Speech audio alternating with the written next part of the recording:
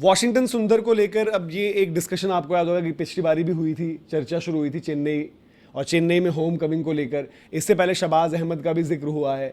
तो चेन्नई की तरफ से ये चीज़ तो साफ है कि भाई कि चेन्नई को स्पिन बॉलिंग ऑलराउंडर चाहिए। साई किशोर की भी आज जो उनका इंटरव्यू आया तो साई किशोर ने रेफरेंस दिया है कि वो माइकल हसी का जिक्र करते हुए बटरफ्लाई इफेक्ट की उन्होंने बात करी थी यार कि जब चीज़ें होनी होती हैं तो हो जाती हैं। प्लस वो थोड़ा सा गुजरात टाइटन से मतलब एक हल्की बहुत नाराज़गी भी दिखी यार कि हम जो है मुझे खिलाते नहीं है, मौके नहीं देते। तो अब ये सारे नाम लिंक हो रहे हैं चेन्नई से। बट चेन्नई को लिंक जब कर रहे हो तो दुबे का ऑप्शन दे रहे हो, वही दुबे का ऑप्शन आपका एप्लीकेबल हो रहा है हार्दिक पांड्या के लिए। तो वॉशिंगटन सुंदर, मुझे तो यार वॉशिंगटन सुंदर चेन्नई लेती है और अपने पास कुछ करती है तो मुझे उस मूव में तो कोई बिल्कुल उस तरीके से नहीं दिख रहा। साई किशोर फिर भी एक बेहतर गेंदबाज, आपको फिर जरूरत नहीं पड़ेगी यार कि आपको अकील हुसैन को खिलाना है। साई किशोर एक अच्छे गेंदबाज हैं। इवन अगर आप शहबाज अहमद को खिलाते तो मैं कहता यार कि प्रशांत वीर से एक बेटर ऑलराउंड यूटिलिटी आपको मिलती। अब प्रॉब्लम ये है कि शहबाज हैं लखनऊ के पास, क्या लखनऊ उनको ट्रेड करेगा वो भी नहीं लगता है। आप ऑल कैश पर शायद में भी ट्रेड कर सकते हो बट क्या लखनऊ इंटरेस्टेड है? हाँ, लखनऊ में भी प्रशांत भी लोकल बॉय उस तरीके का, बट दोनों का प्राइस में बड़ा फर्क है तो उस तरीके से वो मूव नहीं हो पाती। तो और लखनऊ क्या आपको मतलब प्रशांत वीर पैसों के हिसाब से क्या 2 प्लेयर देगी? वो भी नहीं होने वाला। तो इन सारे ट्रेड्स में आपको क्या लग रही है, किस तरीके से चीज़ें लग रही हैं? और प्लस जो बहुत इंपॉर्टेंट चीज़ इसमें ये हो जाती है कि जो अभी करेंटली उनकी एक प्रॉब्लम है स्पिन वाली, वो कैसे सॉल्व होते हुए देख रहे हो आप? क्योंकि नूर अहमद आई डोंट थिंक मतलब आज आप उनको कहोगे यार कि वो प्रीमियर स्पिनर हैं चेन्नई के कि जो गेम चेंज कर देंगे। अकील हुसैन ने बढ़िया काम किया बट अगर आपका साई किशोर या शहबाज आ जाते हैं तो एक ओवरसीज आपको खिलाने की जरूरत नहीं है। अकील की जगह आप या फास्ट बॉलर खिला सकते हो या बैटर डाल सकते हो। तो चेन्नई की जो डिस्कशन चल रही है इनमें से आपको क्या लग रहा है? गुजरात टाइटंस ने पहले ही बोला था कि वॉशिंगटन हम देंगे नहीं, और दुबे के साथ वॉशिंगटन, और वॉशिंगटन लेना आपको लगता है चेन्नई के लिए कोई फायदे का सौदा है अभी? मतलब देखो, चेन्नई वॉशिंगटन वाले पॉइंट पर कहूँ तो क्या जरूरत है यार? आप वॉशिंगटन से 1 ओवर डलवाओगे तो फिर उससे बेहतर है कि प्रशांत से ही आप प्रशांत वीर से ही आप डलवा लो। ये है कहने का पॉइंट। दूसरी चीज़ ये है कि आप अगर लखनऊ के लिहाज से सोचते हो, लखनऊ में ये कहूँ कि आप प्रशांत वीर को इतना ज़्यादा मान रहे हो एक पोटेंशियल वाइज, तो आप उनके ऊपर दाव लगा लो 2 प्लेयर। लेकिन मैं कह रहा हूँ कि आपने शहबाज को क्यों अंडर एस्टिमेट करा है? मैं आज कहूँ मेरे को प्रशांत वीर के टैलेंट पर कोई डाउट नहीं है भाई, वो लड़का अच्छा होगा, डोमेस्टिक क्रिकेट होगा, वक्त लगेगा। पर करंट सिनेरियो में मैं शहबाज से ज़्यादा निकलवा सकता हूँ ना, मतलब शहबाज से बॉलर भी निकलवा सकता हूँ, जरूरत पड़ी तो बैटिंग वाइज भी निकाल सकता हूँ। प्रशांत को बनने में टाइम लगेगा, तो मैं उस शहबाज से नहीं निकलवा कर जबरदस्ती में किसी और को लेकर आऊंगा और 1 साल बाद मैं ऑक्शन में उसको रिलीज करूंगा। उससे बेहतर नहीं है कि मैं इनसे शहबाज से निकलवा लूं।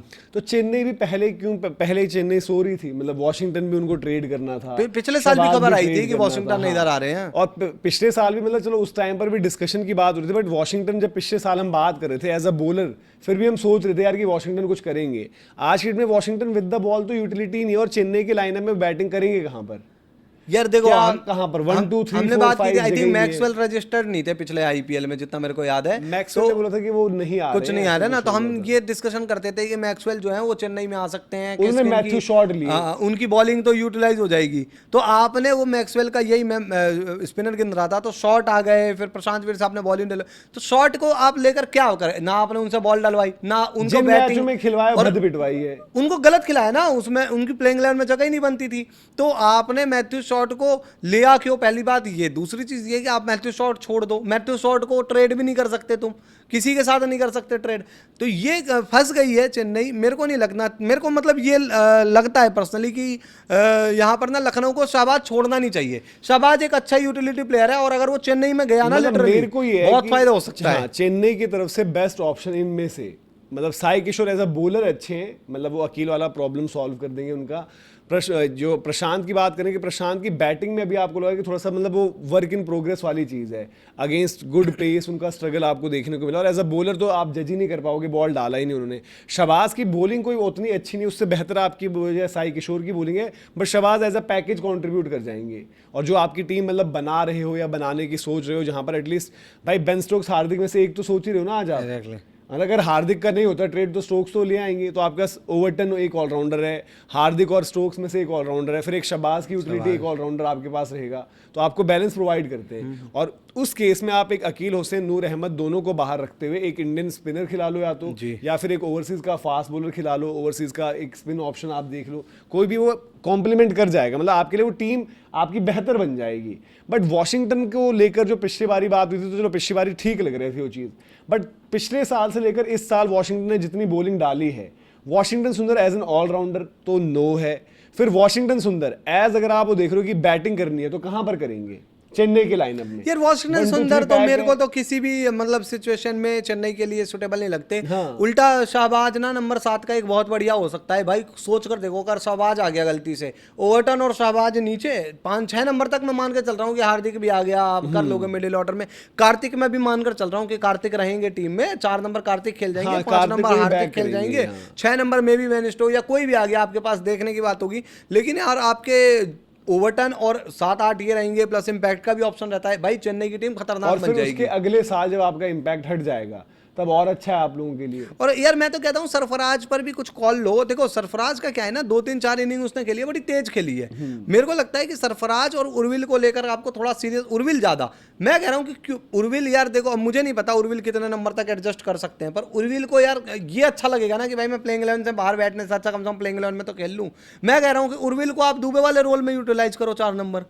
हाँ, भाई जाके बीच, याद है ना बीच के ओवरों में वो मार सकते हैं। प्रॉब्लम ये रहेगी, जैसे जो पहले शिवम दुबे थे, जैसे अब कार्तिक के साथ भी है कि स्पिन को तो बढ़िया ही मारते हो, बट वो डॉट बॉल ज्यादा कंज्यूम करते हैं। उर्विल वो काम नहीं करेंगे। फिर बट ये ना कि आप दोनों सेम, अब मेरे को स्पिनर के अगेंस्ट डालना है किसी को, तो मैं एक को ही डाल पाऊंगा ना, फिर एक प्लेयर मेरा कितना यूटिलाइज हो रहा है। दोनों प्रॉपर बैटर हैं, दोनों विकेट कीपर्स भी हैं, जो उस तरीके यार मेरे को 4 नंबर वाले ही लगता है। और अगर आप पे नहीं आते हार्दिक तो आप ब्रेविस को 4 खिलाओ, ब्रेविस को नीचे रखकर ब्रेविस रहेंगी ना, तो अगर ब्रेविस रहता है, क्योंकि आपको नंबर 4 वाला थोड़ा मिडिल ऑर्डर का ना एडजस्ट करना पड़ेगा मामला। लेकिन अगर शाहबाज चेन्नई पे आ जाते हैं तो बहुत अच्छी चीज है। किया कि भाई कि कार्तिक नया बच्चा है, उसको नंबर 4 दे दो।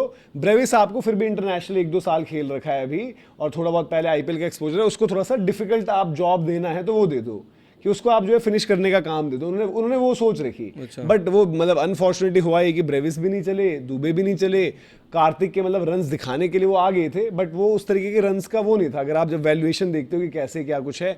और आई होप भाई जब हम बात करेंगे कैंप लगना है, प्रैक्टिस होनी है, तो वहां पर आपको ये सारी की सारी चीजें ये आप एग्जीक्यूट भी करो ना कि क्या कुछ हमें करना है। बट बेस्ट चॉइस तो यार जो मतलब इन सब के बीच में आपको लिख रही है, वो आपको शहबाज अहमद की ही लग रही है कि जो आपको बेस्ट पॉसिबल बंदा आपको इनमें से मिल सकता है वो शहबाज है। इवन साई किशोर भाई, अगर गुजरात ने यूटिलाइज ही नहीं करना है तो आप साई किशोर को रख लो, जो आप हम बात कर रहे हैं। साई किशोर को ले लो। अब जो ट्रेड की पॉसिबिलिटी गुजरात को जो चाहिए, अगर आपको साई किशोर मिलते हैं तो आपको वहां पर भाई मे भी एक उर्विल पटेल अगर वापस देने पड़ रहे हैं, उर्विल पटेल पहले एक टाइम पर थे गुजरात में, है ना, आपको अगर वो देने पड़ रहे हैं, एक विकेट कीपर, कल को जो है अगर जरूरत पड़ जाती है गुजरात के लिए, बटलर वहां पर कीपिंग कर रहे होते हैं, बट एक ऑप्शन आपको मिल जाएगा। या फिर चलो अगर वो सरफराज को वैसे रेट करते हैं, जो भी चीज़ है, क्योंकि उनके पास भी तो बैटिंग का कंसर्न है ना। या फिर कोई एक ऐसा इंडिविजुअल जिसको सोचें यार कि बीच में हमें जरूरत पड़ती है।